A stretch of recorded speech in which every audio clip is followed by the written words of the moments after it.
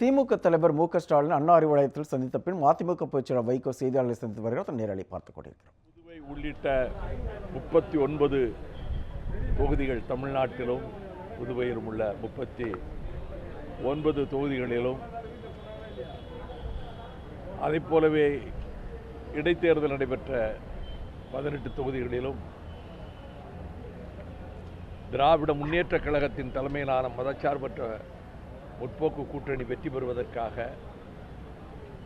அனைத்து தொகுதிகளுக்கும் தன்னுடைய முழுமையான நேரத்தை வழங்கி அனைத்து தொகுதி கூட்டணி கட்சி வேட்பாளர்களும் திராவிட முன்னேற்றக் கழக வேட்பாளர்களாகவே வெற்றி பெற வேண்டும் என்ற உணர்வோடு கடுமையான பிரச்சாரத்தில் ஈடுபட்டு காலை வேளையிலும் கூட பொதுமக்களை சந்தித்து ஒவ்வொரு நாளும் ஒவ்வொரு பகுதியிலே இருக்கக்கூடிய தோழமை கட்சியினர் முன்னணியினர் அனைவரிடமும் அலைபேசியிலும் தொடர்பு கொண்டு வாக்குப்பதிவன்றும் கூட தொடர்பு கொண்டு மொத்தத்தில் உள்ள மதச்சார்பற்ற முற்போக்கு கூட்டணியை இயக்குவதற்கு மிக கடுமையான பணிகளிலே முனைப்பான பணிகளிலே ஈடுபட்ட திராவிட முன்னேற்றக் கழக தலைவர் என்னுடைய ஆறுயிர் சகோதரர் மாண்புமிகு தளபதி மு.க. ஸ்டாலின் அவர்களுக்கும் திராவிட முன்னேற்றக் கழக முன்னோடிகளுக்கும் திராவிட முன்னேற்றக் கழக அனைத்து நிர்வாகிகளுக்கும்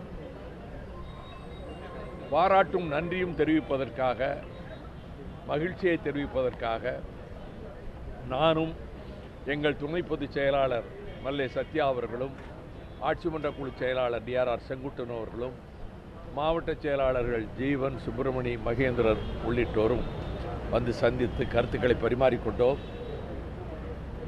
வெற்றி வாய்ப்பு 100க்கு 100 பிரகாசமாக இருக்கிறது என்பதுதான் எங்களுடைய கணிப்பு. ஆகவே 40 நமது என்று சொன்னதில் ஒரு தொகுதியில் தேர்தல் நடைபெறவில்லை. அந்த தேர்தலை நடத்தாமலே ஆம்பூர் குடியாத்தத்துக்கு தேர்தல் நடத்தியது தேர்தல் ஆணையத்தினுடைய ஒருதலை பட்சமான முடிவு.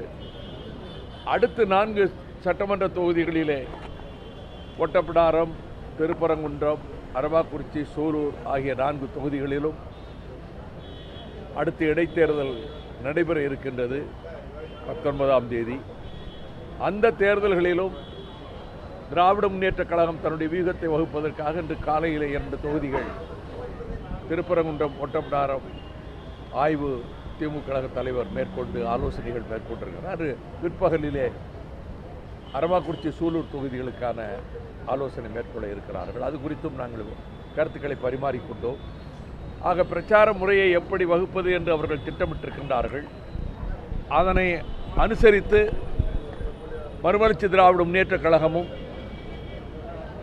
மிக முனைப்போடு இந்த 4 சட்டமன்ற தொகுதி இடைத்தேர்தல்களிலும் பாடுபடும் என்பதையும் தெரிவித்தோம்.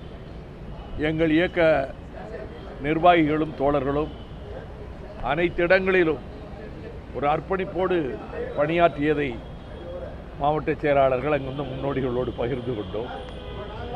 இப்பொழுது பாப்பிரெட்டிப்பட்டி பகுதியிலே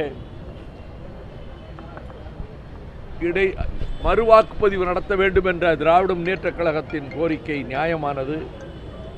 தேர்தல் ஆணையம் அதை ஏற்றுக்கொண்டு அந்த திராவிட முன்னேற்றக் கழகத்தின் கோரிக்கையின்படி அங்கே மீண்டும் மறுவாக்குப்பதிவு நடத்தப்பட வேண்டும்.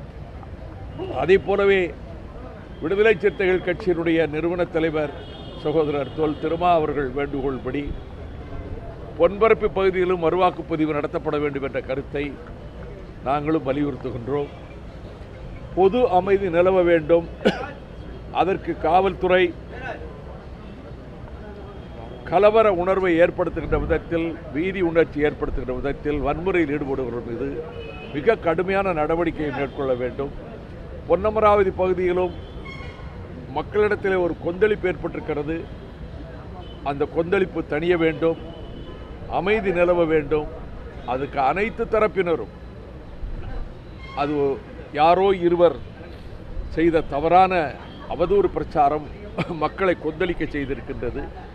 சம்பந்தப்பட்டவர்களை உடனடியாக அவர்களை கண்டுபிடித்து கைது செய்து நடவடிக்கை எடுத்து அங்கே ஏற்பட்டிருக்கிற கொந்தளிப்பை தணிக்க காவல்துறையினரும் மாவட்ட ஆட்சித்தலைவர் அவர்களும் வருவாய்த்துறை அதிகாரிகள் உட்பட அனைத்து தரப்பினரும் முழுமூச்சாக ஈடுபட வேண்டும். அரசியல் கட்சி தலைவர்களும் பொது அமைதியை நிலைநாட்டுவதற்கு ஆங்காங்கு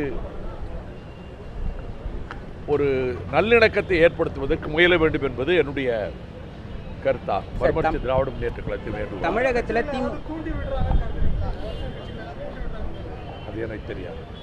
நான் அப்படி நான் சொல்ல விரும்பலை. இப்போ தூண்டி விடுறாங்களாங்கிறது எனக்கு தெரியாது. ஆனால் எல்லோருடைய கடமையும் பொது அமைதியை நிலைநாட்ட வேண்டிய கடமை அனைத்து அரசியல் கட்சிகளுக்கும் இருக்கிறது, சமூக அமைப்புகளுக்கும் இருக்கிறது என்பதை இல்லையேல் அது விபரீதத்திலே முடிந்துவிடக்கூடாது.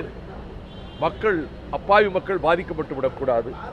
இங்கே பொன்பரப்பி பகுதியில் ஏழ்மையான குடும்பங்களில் வாழக்கூடிய அந்த பழமையான வீடுகள், ஓடுகள் நொறுக்கப்பட்டிருக்கிறது. அவர்களிலிருந்து மீள்வது எப்படி? அவர்களுக்கு என்ன வாழ்வாதாரம் இருக்கிறது?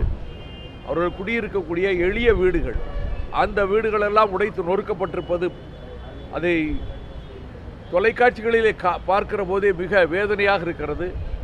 எனவே இந்த நிகழ்வு வரவிடாமல் முன்கூட்டி தடுக்க வேண்டிய கடமையில் காவல்துறை தவறிவிட்டது என்பது என்னுடைய குற்றச்சாட்டாகும். தமிழகத்தில் திமுக கூட்டணி வெற்றி பெறும், மத்தியில் பாஜக அதிக தொகுதிகளை கைப்பற்றும் அப்படின்னு இந்து என்றாம் சொல்லியிருக்காரு. இது பற்றி உங்களோட கருத்து?